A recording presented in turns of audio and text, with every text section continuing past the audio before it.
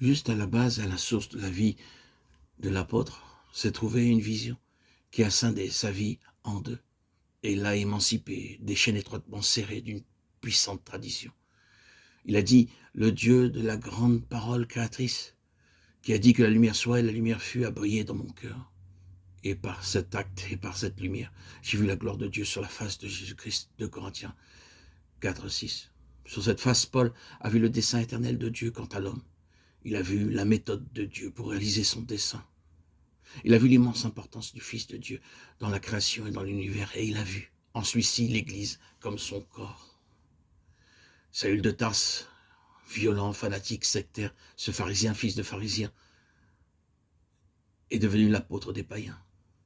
Romains 11, 13. Le persécuteur redoutable et intolérant et le destructeur de toute chose et de toute personne a été lié à Jésus de Nazareth et devenu par sa révélation son plus grand ami, son avocat le plus dévoué. Le raisonnement n'aurait pas pu produire cela, ni la persuasion, ni la persécution, ni le martyr n'auraient pu réaliser cela. Mais cela s'est accompli. Cette conversion a soutenu l'épreuve de toutes les persécutions, les souffrances et les adversités possibles à l'homme pour le restant de sa vie. Qui plus est, cela fournit la substance du plus grand de tous les ministères apostoliques d'une valeur intrinsèque telle que d'avoir poussé au maximum tous les efforts et de les avoir épuisés à travers de nombreux siècles pour sonder, expliquer et comprendre qu'est-ce qui produisit cela. Paul a répondu, il a plu à Dieu de révéler en moi son Fils. Oui, en d'autres termes, il a eu la vision de Christ, il a vu Christ. Nous ne pouvons pas attacher trop d'importance à cette question de révélation, d'illumination, de vision. Elle est basique dans le salut. Acte 26, 18.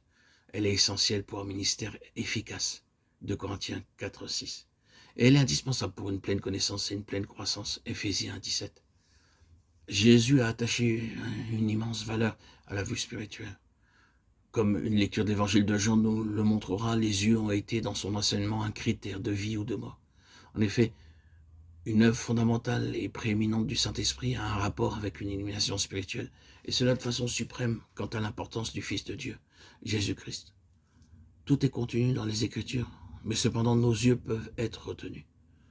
Soyons tout à fait catégoriques en affirmant que nous ne pourrons jamais voir l'Église jusqu'à ce que nous ayons vu le Fils de Dieu, et nous ne pouvons pas vraiment voir le Fils de Dieu sans voir l'Église.